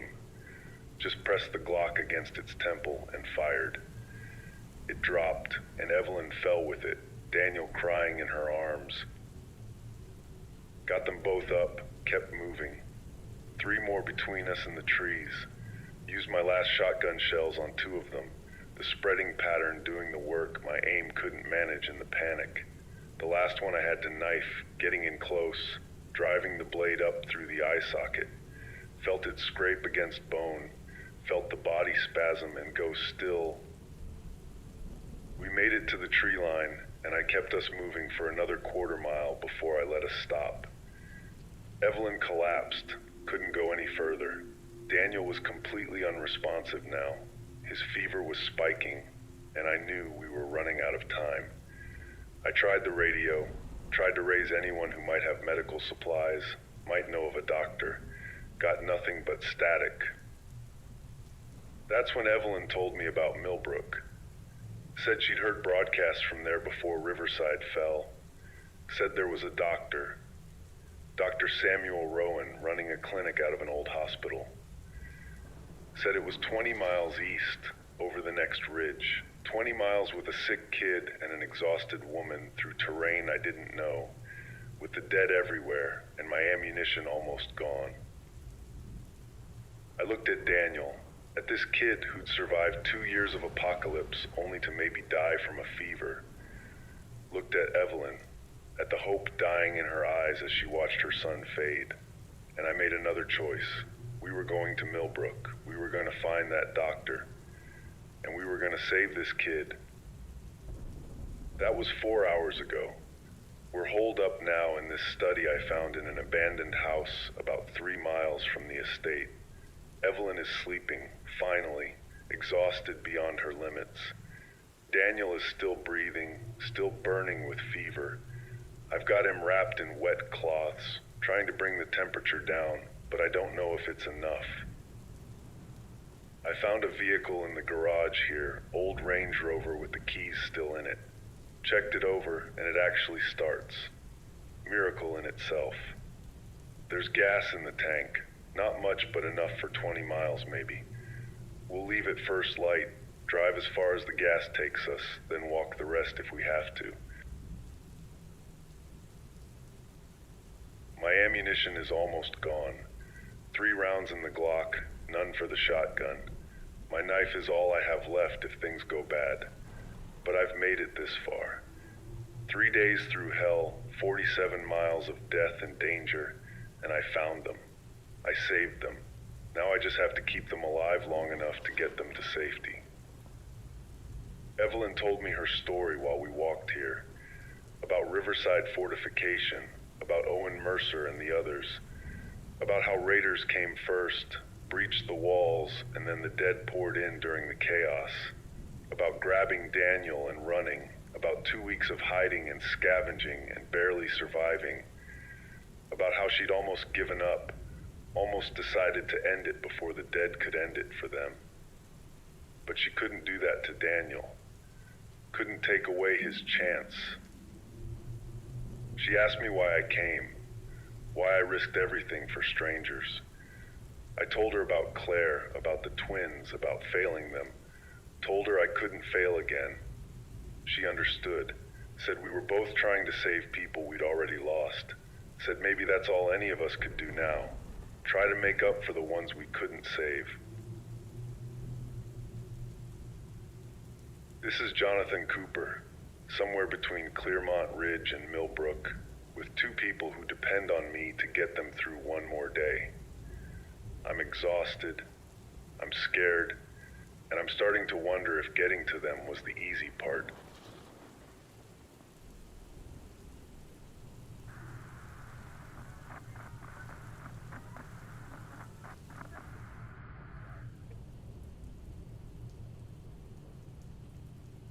I'm broadcasting from a roadside diner about 10 miles from Millbrook, and I don't know if we're going to make it. Day 4. The sun went down an hour ago, and we're trapped here with maybe 50 of them outside trying to get in. Daniel is dying, Evelyn is breaking, and I'm running out of ideas. Let me tell you how we got here, because if this is my last broadcast, someone needs to know what happened. We left at dawn like I'd planned. Got Evelyn and Daniel into the Range Rover, loaded what little supplies I had left. The engine turned over on the second try, rough and loud in the morning quiet. Too loud.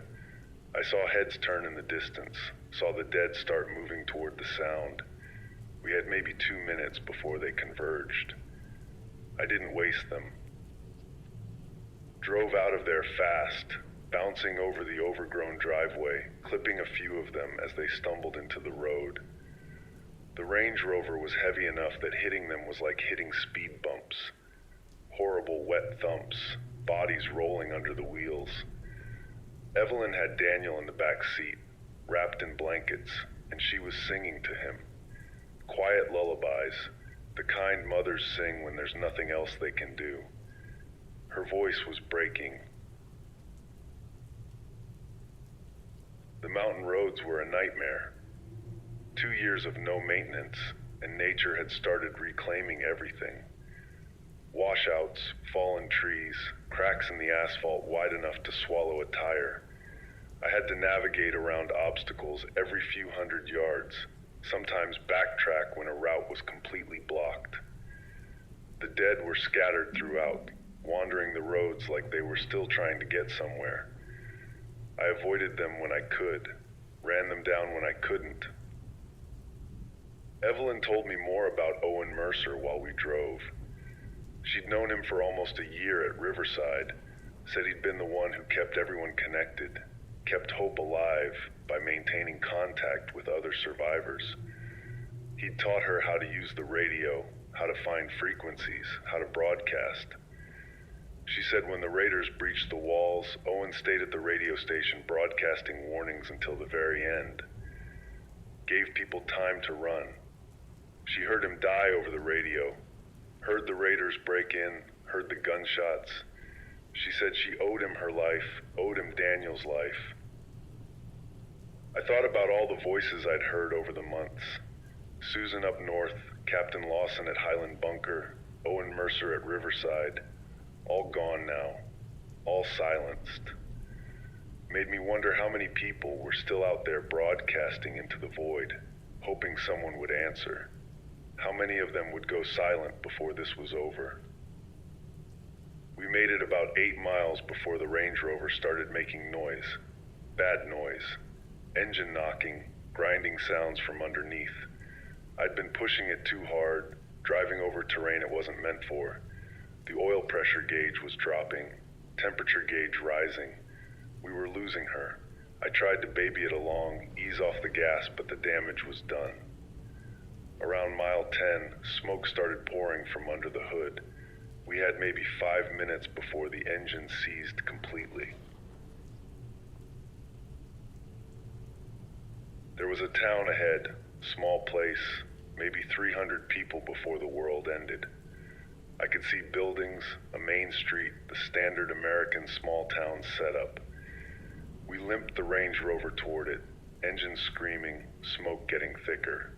Made it to the edge of town before it finally died. Just quit, no warning, coasted to a stop in the middle of the road. Tried to restart it, got nothing. We were on foot again. Evelyn could barely stand when we got out. 4 days of stress and fear had broken something in her. She tried to carry Daniel, but her legs gave out after 10 steps. I took the boy from her, carried him in my arms. He was lighter than before, like the fever was burning him away from the inside. His breathing was shallow, irregular. Every breath sounded like it might be his last. The town was dead. Not dead like full of zombies, but dead like everyone had left or died and nothing remained. Empty streets, broken windows, cars abandoned in driveways. We moved down the main street, me carrying Daniel, supporting Evelyn with my other arm, looking for anywhere we could rest, anywhere defensible. That's when I saw the diner. Classic roadside place, chrome and vinyl, probably been there since the 50s. The windows were intact, door was closed, looked safe. I got us inside, and it was like stepping back in time. Everything was still set up like they'd just closed for the night. Cups on the counter, menus on the tables. The register was open and empty, but otherwise the place was untouched. I laid Daniel on one of the booth benches, checked his vitals. His pulse was rapid and weak. His skin was dry despite the fever. Dehydration on top of the infection. He needed fluids, needed medicine, needed a doctor. I had none of those things. All I had was hope, and hope doesn't cure pneumonia. Evelyn sat down next to her son and just started crying. Not loud, not dramatic, just quiet tears running down her face while she held his hand.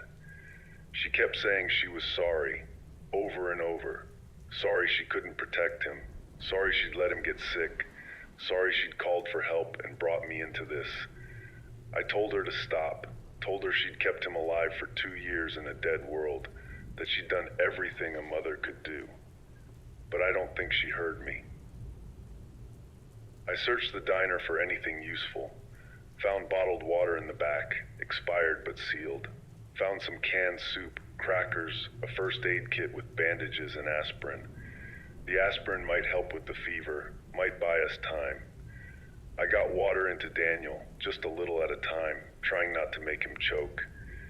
He swallowed reflexively, but didn't wake up. I crushed up the aspirin, mixed it with water, got that into him too. That's when I heard the engines. Same sound as before, same as the raiders at the gas station 3 days ago. I looked out the window and saw them. 4 vehicles this time, all modified for the apocalypse. Armor plating, weapons mounted on the roofs. They drove through town slow, searching. I got Evelyn and Daniel down below the window line, told them not to make a sound. The raiders stopped right in front of the diner. I could hear them talking, arguing about something. One of them wanted to check inside. Another said it was a waste of time. They stood out there for maybe 5 minutes while I held my breath and prayed. Finally, they moved on, drove toward the other end of town. But I knew they'd be back. Raiders don't just pass through. They search, they scavenge, they claim territory. We had to leave, had to get out before they came back. But Evelyn was exhausted, Daniel was unconscious, and I had no idea where we were going. I tried the radio, broadcast blind, asking for anyone near Millbrook, anyone who knew Dr. Rowan. Got static for 20 minutes. Then a voice came through. Weak signal, breaking up, but a voice. Said his name was Vincent. Said he was part of the Millbrook community. Said they'd heard my broadcasts. Said Dr. Rowan was real, was there, could help Daniel. I asked for directions, and he gave me coordinates. Said Millbrook had walls, guards, safety. Said we were close, maybe 10 miles out. Said if we could make it there, they'd take us in. 10 miles, might as well have been 1,000. We had no vehicle, no clear route, no ammunition, and a dying child. But it was a chance, it was hope. And sometimes that's all you need to keep moving. We left the diner just before dusk. Bad timing, but the raiders were circling back, and staying put meant getting caught. I carried Daniel. Evelyn carried our supplies. We moved through the town, using the buildings for cover, staying off the main road. Could hear the raiders behind us, engines growling, voices calling out to each other. They were searching systematically, building by building. Made it to the edge of town, thought we were clear. Then we ran into them. Not raiders, the dead. A group of maybe 30, drawn by the sound of the raiders' engines. They were moving toward town, toward the noise, and we were right in their path. I pulled Evelyn into an alley, pressed us against the wall, told her not to breathe. They passed within feet of us, could smell them, that rot and chemical stink. One of them bumped into me in the darkness, and I thought we were done. But it just bounced off, kept moving. Didn't register me as food in the dark. We waited until they were past, then kept moving. Behind us I heard gunfire. The raiders had run into the horde. Good. Let them deal with each other. We walked for hours through the dark. No flashlight, couldn't risk the attention. Just moonlight and faith that we were heading in the right direction. Evelyn fell twice, too weak to keep going. Each time I helped her up, and each time it took longer. Daniel's breathing was getting worse, rattling sounds in his chest, like his lungs were filling up. I knew those sounds. I'd heard them before in the early days, watching people die from the virus. This wasn't the virus, but death sounds the same, regardless of cause. Around midnight, we saw lights, real lights, electric lights, not fires. Millbrook. It had to be. We pushed toward them, Evelyn finding strength she didn't know she had. Got within maybe 2 miles when Daniel stopped breathing. Just stopped. 1 second there was that rattling breath, the next there was nothing. Evelyn screamed. Grabbed him from me, shook him, begged him to breathe. I checked for a pulse, couldn't find one. Started CPR, pushing on his tiny chest, breathing into his mouth. 30 compressions, 2 breaths, over and over. Evelyn was crying, pleading with God or the universe or anyone who might be listening. And then Daniel gasped, coughed, started breathing again, weak and irregular, but breathing. We ran after that, both of us, carrying Daniel between us, running toward those lights like they were salvation itself. We could see the walls now, could see guard towers, could see people. Real living people with guns and flashlights. We shouted, waved, made ourselves visible, and they saw us. But so did the dead. All that noise, all that commotion, it drew them. They came out of the darkness from every direction, dozens of them, maybe more. We were in the open, exposed, with nowhere to hide. The guards on the walls saw what was happening, started providing cover fire, shooting past us at the horde. But there were too many, coming too fast. I emptied my Glock, 3 rounds, 3 headshots, 3 bodies dropped. Then the gun was useless. Pulled my knife, told Evelyn to run, to get Daniel to the walls. She hesitated, didn't want to leave me. I screamed at her to go. She went. I held them off as long as I could. Knife work is brutal, intimate. You feel every stab, every cut. You see their faces, or what's left of them. See the emptiness where people used to be. I dropped 4 of them before one got through. Grabbed my arm, teeth going for my throat. I twisted, used its momentum, threw it into the others. Bought myself seconds.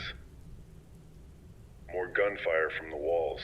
The guards were shooting everything they had. Bodies falling around me. I ran toward the gate, and it was opening. People were shouting, telling me to move faster. The dead were right behind me. I could hear them, feel them reaching for me. Something grabbed my pack, tried to pull me back. I slipped out of it, kept running. 20 feet, 10. Hands reached out from the gate, pulling me in. I dove through and they slammed it shut behind me. Could hear the dead hitting the other side, pounding on metal, moaning their frustration. I was inside, safe. I'd made it. We'd made it. I looked around for Evelyn and Daniel, saw them being carried toward a building. Medical personnel, real doctors, real help. I tried to follow, but my legs gave out. Everything went gray for a few seconds. When I came back to myself, someone was helping me walk. Led me to this diner, inside the walls, converted into a shelter. Got me water, food, a place to sit. I've been here for about an hour now, waiting for word about Daniel, waiting to see if we made it in time. The man who helped me, he said his name was Vincent. Same voice from the radio. He said Millbrook has about 80 people, survivors from all over, who found this place and made it work. He said Dr. Rowan is good, one of the best. Said if anyone can save Daniel, he can. I want to believe him. I want to believe we didn't come all this way, survive all that horror, just to watch a 4-year-old die in a clean bed instead of a dirty one. But I don't know. I've learned that hope and reality don't always align in this world. Evelyn is with Daniel now. They wouldn't let me in the clinic, said I needed to rest, needed to recover. But I can't rest, can't stop moving. 4 days of terror and adrenaline, and now that it's over, I don't know what to do with myself. I keep expecting something to attack, keep reaching for weapons I don't have anymore. This is Jonathan Cooper, broadcasting from inside the Millbrook walls. I walked through hell for 4 days, covered more than 60 miles through the dead world, saved 2 people I'd never met, and now all I can do is wait and hope that it mattered. If you're listening out there, if you ever hear someone calling for help, answer. Even if you're scared, even if it seems impossible. Because sometimes impossible is just another word for necessary.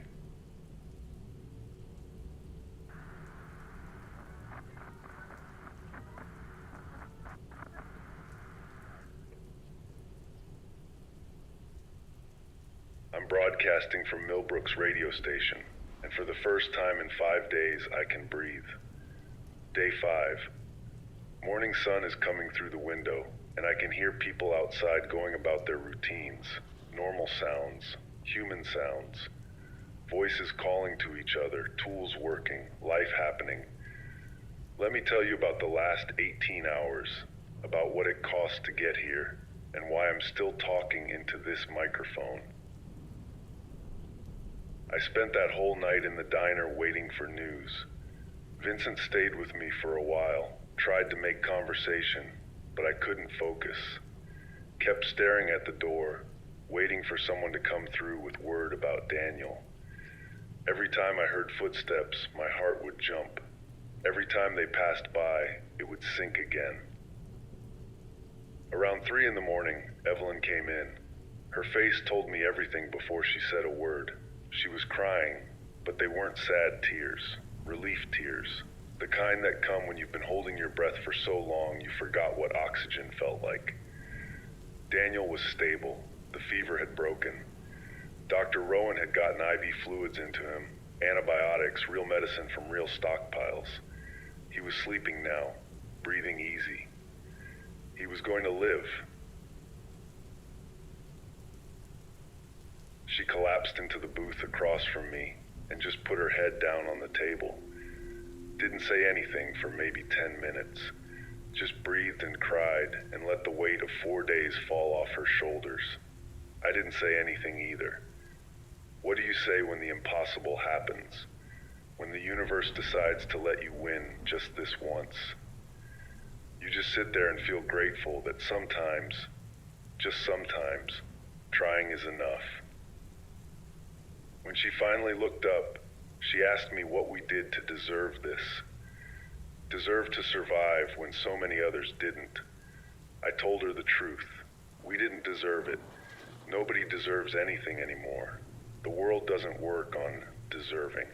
It works on chance and timing and the stubborn refusal to give up. We survived because we kept moving when it would have been easier to stop, because we helped each other when it would have been safer to stay alone. That's all. That's everything. She told me Dr. Rowan wanted to see me, said I had injuries I hadn't noticed, that adrenaline had kept me from feeling them. I looked down at myself for the first time really since arriving. My jacket was torn, my shirt was soaked with blood, some of it mine. There were cuts on my arms, bruises everywhere, a gash on my leg I didn't remember getting. 4 days of fighting and running, and I just ignored my body's complaints. Dr. Rowan's clinic was set up in what used to be a small hospital, maybe 20 beds. About half were occupied, people with various injuries and illnesses. The doctor himself was older, maybe 60, with the kind of calm competence you want in someone holding a needle. He cleaned my wounds, stitched the ones that needed it, gave me antibiotics as a precaution, told me I was lucky, said I could have died from infection, from exhaustion, from a dozen different things. I told him luck had nothing to do with it. I'd made it because I didn't let myself consider any other option. While he worked on me, he told me about Millbrook, how it started with maybe a dozen people who'd fortified the old town center, built walls using whatever materials they could find, how it grew as other survivors found them, heard about them through radio broadcasts. Now they had 80 people, gardens, wells, livestock, a functioning community. They'd lost people along the way, had their share of attacks from the dead and the living, but they'd survived. They'd built something worth protecting. He asked me about my journey, and I told him. All of it. The tower, the broadcast, Evelyn's call, the decision to leave safety, the 3 days of walking through hell, the close calls, the people I'd met, Raymond and Lucille, the Highland bunker, the Ashford estate, all of it. He listened without interrupting, and when I finished, he was quiet for a moment. Then he said something I'll remember forever.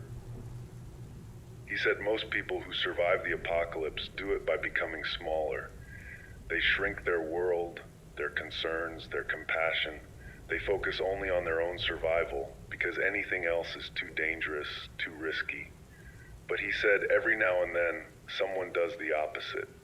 They become bigger. They take on more risk, more responsibility, more care for others. He said those people were the only reason places like Millbrook existed. Because someone had to be willing to risk everything for strangers, or humanity would just be scattered individuals waiting to die alone. I didn't know what to say to that. Didn't feel like I'd done anything special. I just answered a call for help. That's all. But maybe that was his point. Maybe in a world where most people can't afford to care, the simple act of answering becomes revolutionary. After he finished patching me up, I went to see Daniel.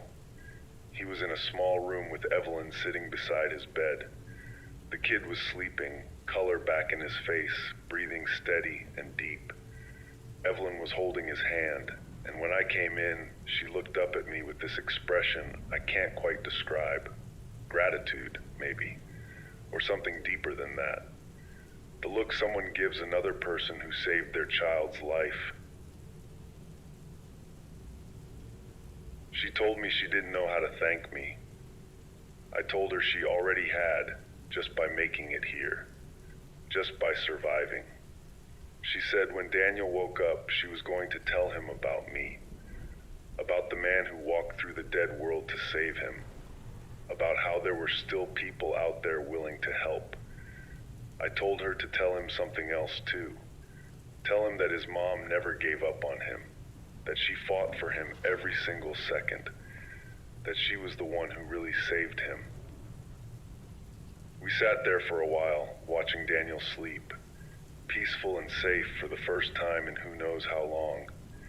Evelyn eventually dozed off in the chair, exhausted beyond measure. I left them there and walked through Millbrook, seeing it in daylight for the first time. The walls were impressive, 20 feet high in most places, constructed from shipping containers, concrete barriers, salvage materials, guard towers at each corner always manned. Inside the walls, people had created something that resembled normalcy.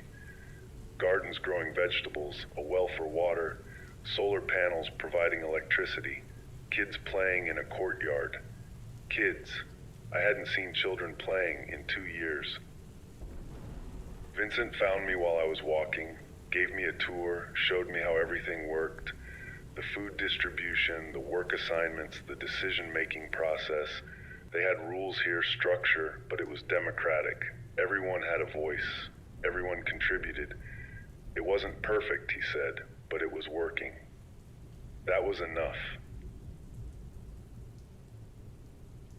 He took me to the radio station, and that's where I am now. It's set up in what used to be a community center, broadcasting equipment salvaged from various sources.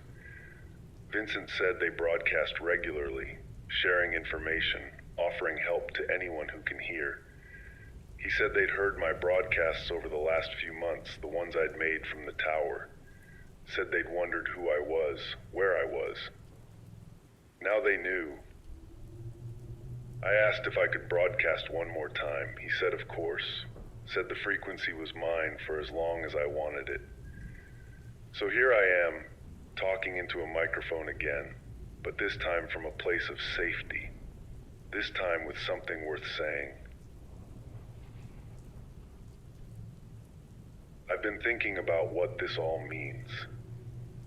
4 days ago I was alone in a tower, talking into the void, convinced I might be the last person who cared about anything beyond survival. Now I'm in a community of 80 people who've proven that caring isn't dead, that humanity can persist even when the world tries to kill it, that we can still build something worth protecting. I think about all the people I lost along the way, Claire and her family, Susan up north, Owen Mercer, Captain Lawson in the Highland bunker, Raymond and Lucille, who I hope are still out there in their farmhouse, all the voices that went silent. They're gone, but what they represented isn't gone. The desire to connect, to help, to matter, that's still here. It's here in Millbrook. It was here in me when I decided to answer Evelyn's call.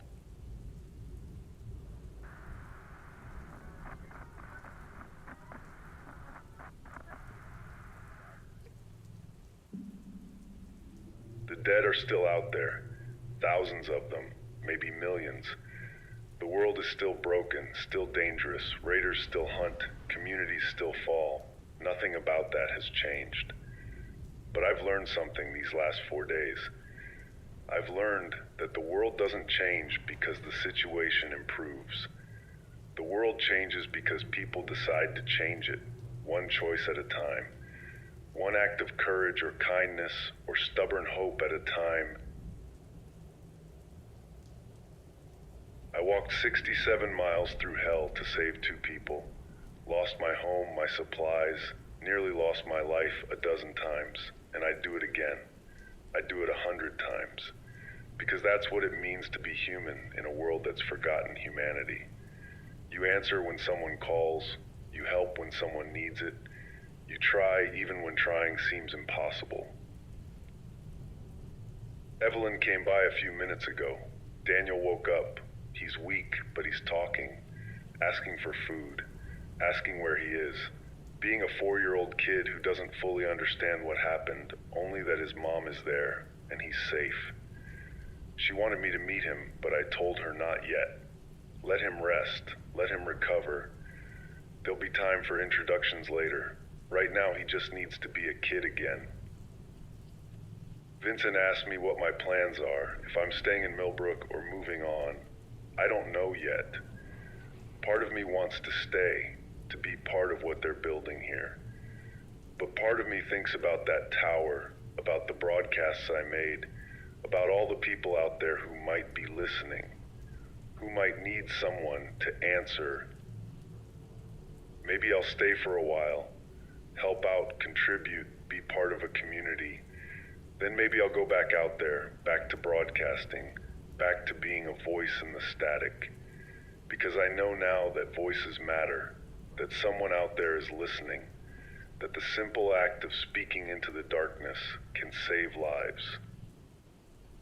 To anyone listening to this, wherever you are, whatever situation you're in, I want you to know something. You're not alone. You think you are, sitting in your tower or your bunker or your fortified house, talking to yourself because there's nobody left to talk to. But you're not alone. There are others. There are communities like Millbrook. There are people like Raymond and Lucille. There are scared mothers like Evelyn doing everything they can to protect their children. And there are people like me, people who will answer when you call, people who will walk through hell if it means pulling someone else out of it. We're still here, still human, still trying. The dead own the streets, but they don't own us. They never will. As long as we keep helping each other, keep building communities, keep answering calls for help, they never will. Because humanity isn't about being alive. It's about choosing to care when caring is the hardest thing you can do. I came out here to save Evelyn and Daniel, but I think maybe they saved me too. Saved me from forgetting why survival matters. It's not just about staying alive, it's about staying human. About proving that even in a world of death, life can still matter. Connection can still matter. Hope can still matter.